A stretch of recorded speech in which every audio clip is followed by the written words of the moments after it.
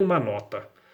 Então, ela, quando ouve o general falar isso, ela para de cantar imediatamente e o soldado a pega e a leva para fora. Tem os últimos olhares endereçados ao pai, que apesar de possuir alguma revolta, pelas próprias palavras, parece ter morrido bem, né? Conseguido receber alguma espécie de atendimento até pela própria oração da filha, né? Em que chamou a atenção dos espíritos superiores e permitiu que houvesse uma sintonia do próprio pai com a espiritualidade superior, porque ele não morre revoltado. Ele morre dizendo a frase, meus filhos, meus queridos filhos. Então ele provavelmente recebeu alguma espécie de atendimento. Abigail vai saindo os últimos olhares em direção ao cadáver do pai, ao irmão, o soldado a leva para fora e ela pergunta, meu pai, seu pai descansou para sempre, meu irmão, ninguém sai das galeras, ela põe a mão no peito e o soldado romano diz, olha, eu também tenho filha, também tenho filhos, e eu te sugiro sair de Corinto para você nunca mais voltar. Ela sai de Corinto totalmente alheia à língua que estavam faladas ali naquela praça, distinto da dela, e lembra da viúva Sostênia. Então ela vai à casa dessa amiga, da família dela, a viúva Sostênia, e chega lá, ela tá, a viúva, numa casa de uma outra família, cedendo espaço para ela como uma espécie de esmola. Abigail conta todo o episódio do que sofreu a família, do que sofreu o pai, do que sofreu o irmão, e a Sostênia diz que foi a mesma coisa com ela, né? Que ela está ali de favor, não pode abraçá-la. Abigail então quer se aconselhar com ela, mas Abigail própria sugere que ela volte a casa, peça um cantinho da chácara para que ela viva honestamente, esteja à espera do irmão e que a Sostênia seja para ela uma segunda mãe, que ela vai auxiliar na vida de Sostênia. Ela diz que não, que ela tem que fugir imediatamente de Corinto, porque a casa provavelmente já está ocupada por um soldado que não a respeitaria, assim como a mulher de Ló, ela também vai se retornar ao passado, se voltar para a casa dela, talvez se tornar uma estátua inútil pelos sofrimentos que ainda poderiam ser infligidos nela.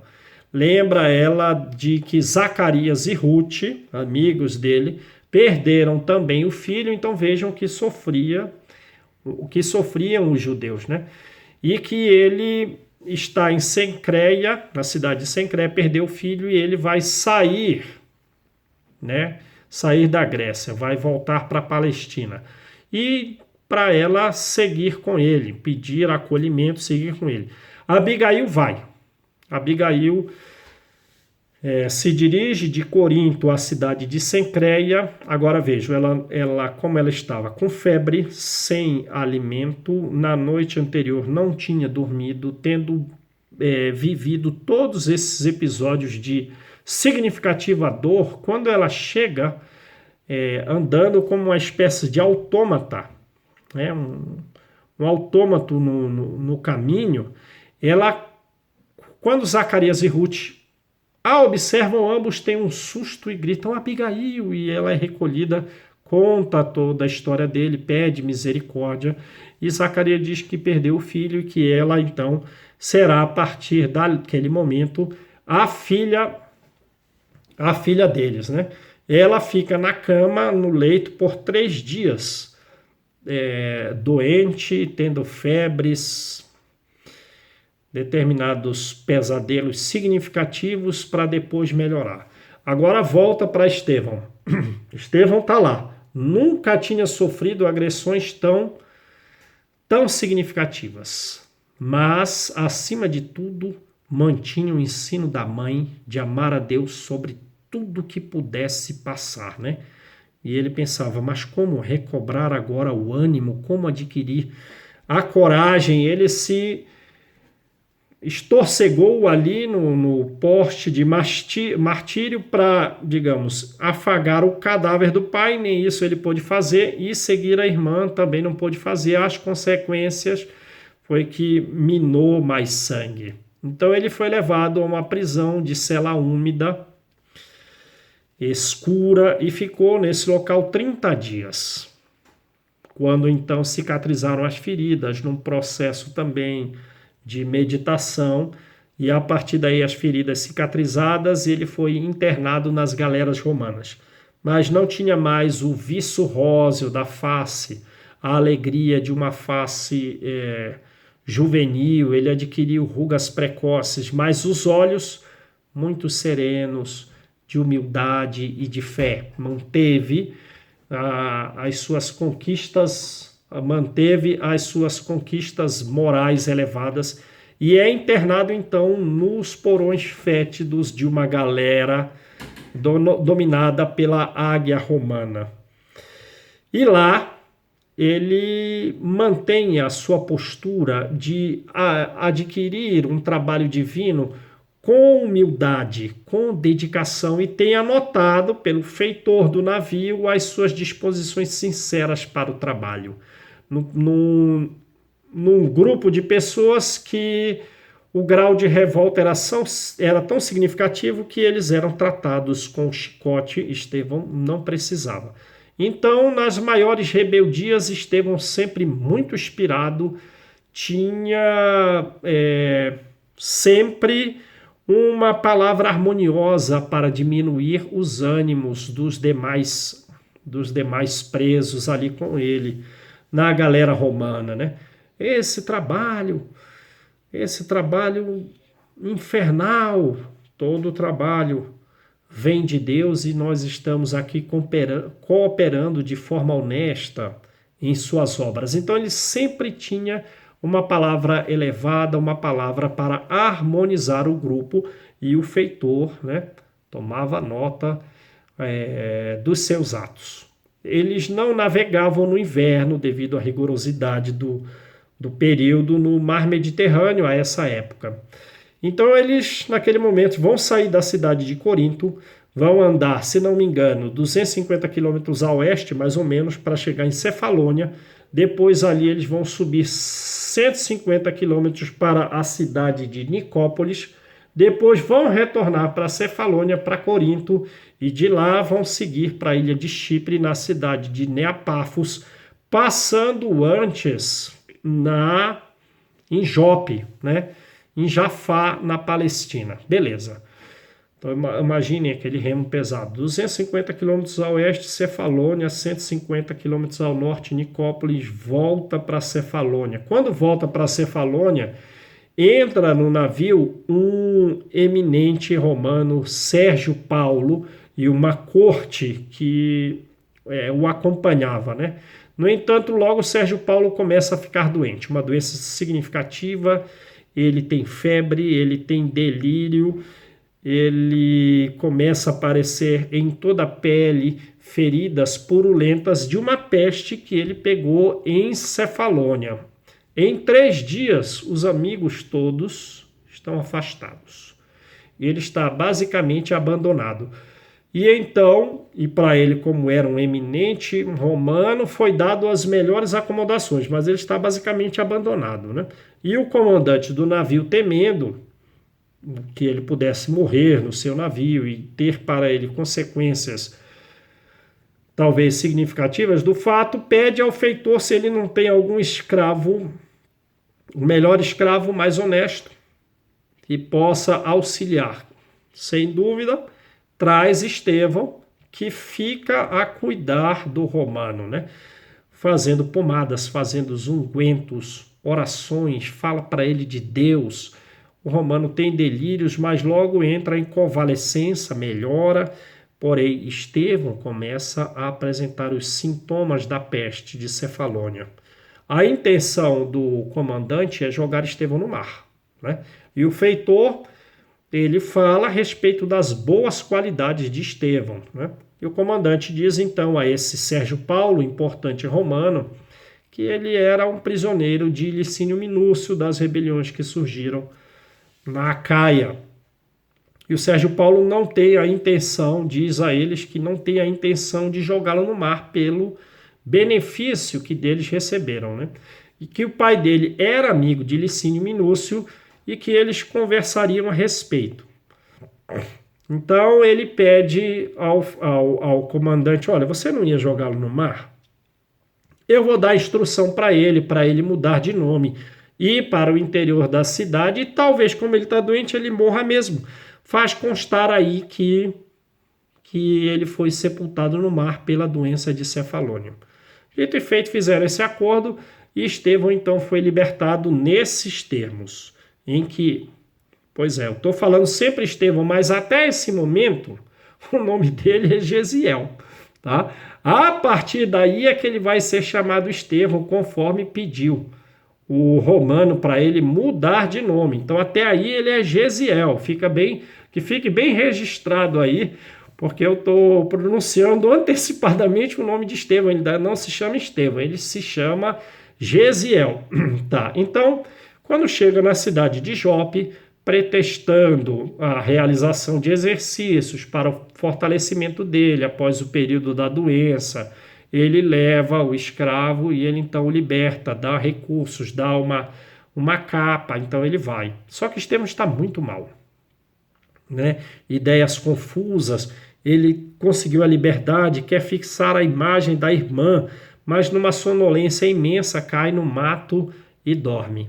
De madrugada, ele começa a sentir mãos estranhas a lhe tocar, né? Era um bandido que queria roubar-lhe o dinheiro. E Estevão faz um movimento involuntário. Nessa hora, o bandido saca uma adaga para matá-lo. E ele diz: irmão, não me mates, né? Amigo, não me mates. E então ele não é morto. O golpe é assustado pelo grau de amorosidade dado à voz. E o semblante do bandido já muda para o semblante de alguém que efetivamente gostaria de auxiliar. E então é feito assim. E o Estevão pergunta para ele: eu vou te dar meus recursos, eu vou te dar os recursos e tal. Ah, você é muito generoso. E Estevão diz assim: os recursos servem para a gente obter a amizade e a misericórdia dos homens. O bandido fez de conta que não entendeu aquele ensino moral, né? Estevão pede para que seja levado a algum abrigo. Ele não lembra de algum abrigo, mas já lembra de que existiam os seguidores do caminho. Vejam, na cidade de Jope já tinham, digamos assim, seguidores de Jesus.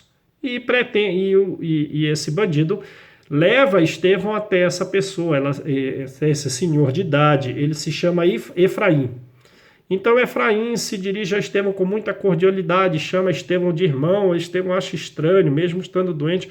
Por que me chama de irmão? Ah, nós somos irmãos em Jesus. Quem é esse Jesus? Era o novo Deus, mas como ele está doente, ele não vai seguir com o raciocínio, ele está muito mal. Aí esse Efraim narra para ele que também há 2 dias chegou um doente com o mesmo mal de Cefalônia, com o corpo todo coberto de pústulas, e ele pretende então levá-los a Jerusalém para receber um tratamento. Com um só animal, então descansando um animal, eles levam a noite inteira para chegar em Jerusalém. Então vejam aí os benefícios da lei de cooperação entre nós, né?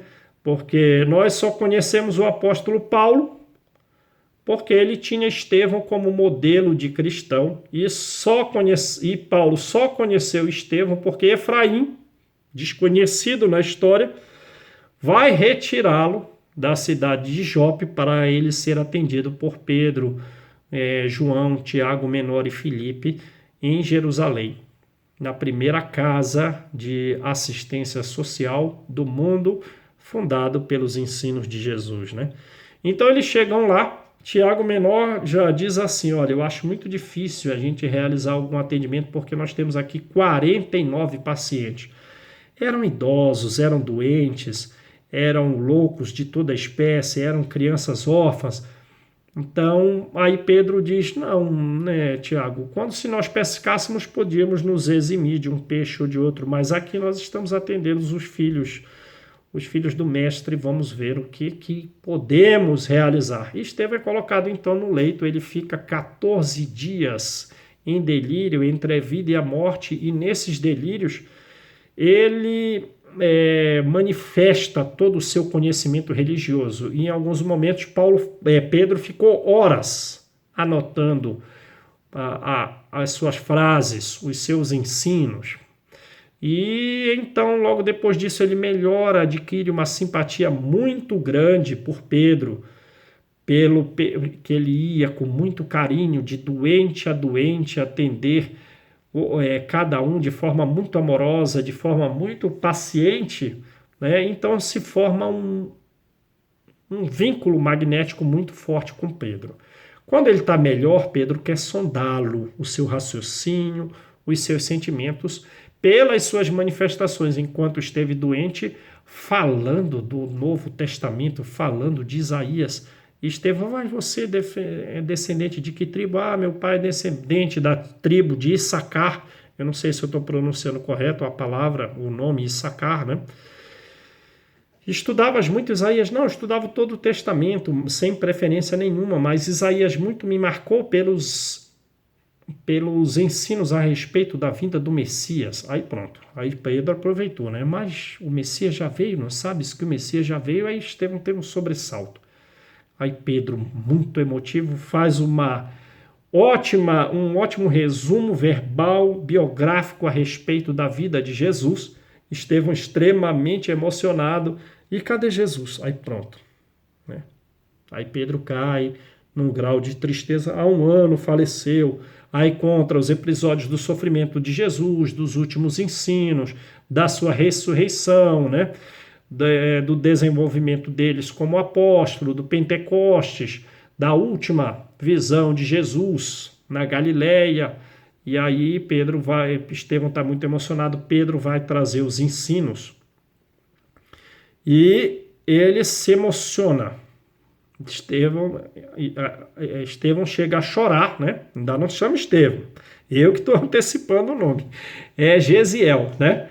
Aí tá. Ele vai se emocionar, chegou quase a chorar, ou chorou efetivamente lendo as bem-aventuranças, e então dali ele começa a fazer comparações entre o Antigo Testamento e o Novo Testamento, muito emocionado, né? E ele diz, não, eu preciso estudar isso daqui profundamente, eu encontrei o conhecimento que eu tanto necessitava, os segredos de toda uma vida, todo o conhecimento que eu preciso ter está aqui. E Pedro também ficando muito feliz por ter encontrado Estevão. Aí Estevão narra para ele os episódios da vida dele. Aí é que ele é batizado por Pedro. Não, né? Então, eu acho justo que tu permaneças anônimo, que tu mudes de nomes para proteger o teu amigo romano que te deu a liberdade, né? Mas a tua história não é uma história incomum. Aqui nessa casa, há 1 ano, nós trabalhamos nela e nesse período tem se aproximado aqui muitos príncipes, muitos imperadores, pessoas importantes politicamente, que se tornaram, digamos assim, uma pessoa comum do povo, mulheres que foram rainhas e que hoje são leprosas, todos necessitados de Jesus. E a partir daí é que Pedro o batiza para que ele sempre lembre da Acaia, ele recebe o nome de Estevão. E ele fica lá, né? Eu era prisioneiro do mundo e agora desejo escravizar-me a Jesus. Aí Pedro diz, você será o meu filho. E ele vai ficar ali, né? Junto com Pedro no trabalho, por mais de 30 dias, absorvendo o conhecimento que Mateus Levi anotou a respeito de Jesus e mais os ensinos que Pedro e João vão falando para ele, né? Estevão então se engrandece. Eles tinham construído, era tudo precário, tudo simples, era grandioso, tinha que atender 49 doentes e mais as pessoas que vinham ali para se alimentar e voltavam para suas casas, não tendo local para fazer refeições, faziam a refeição ali, vinham buscar remédios ali, né? E eles haviam construído um pavilhão que estava sem utilidade, que ia servir justamente para estudo. E ficou lá, aquele pavilhão parado, até que João disse, olha, eu acho que era muito serviço, né? Mas eu acho que nós estamos fazendo alguma coisa equivocada aqui. Com tanto trabalho vinculado somente às questões da enfermaria e da refeição, sem que nós passemos aos outros os ensinos de Jesus, a nossa vida aqui não está fazendo sentido, não, João, né? E foi aprovado unanimemente e então, construído esse barracão, Pedro determinou que 7 pessoas, dentre eles Estevão, pudesse também auxiliar para que agora tivesse novamente passar à frente, né? Passar aos outros a boa nova de Jesus. Beleza. Estevão, então, entrou como um dos 7 para auxiliar os trabalhos da mansão. Ele vai se desenvolver. Aquelas virtudes, aquela energia dele, que mesmo ele sem ser ainda cristão, sem ser um seguidor do caminho, ele vai... digamos assim, contribuir com essas suas virtudes para a cura do romano Sérgio Paulo, no navio que pegou a peste de Cefalônia. Ele vai desenvolver essas virtudes. E ele começou a realizar curas, digamos assim, basicamente quase que milagrosas. E então ele começa a ser disputado pelas pessoas que vêm receber atendimento. Não demorou muito tempo, Estevão estava famoso na cidade de Jerusalém. Estevão se tornou famoso na cidade pelas suas qualidades morais, vinculadas aos efeitos físicos de cura, que eram basicamente quase que milagrosos, diz o texto, mas também pelas suas prédicas. Ninguém queria ferir o judaísmo, mas Estevão apresentava Jesus de uma forma desassombrada, completamente alheio às lutas que iria provocar. E ainda, sob imensa inspiração, causava surpresa até nos próprios apóstolos. O próprio Paulo, o próprio João, Tiago, ficavam impressionados com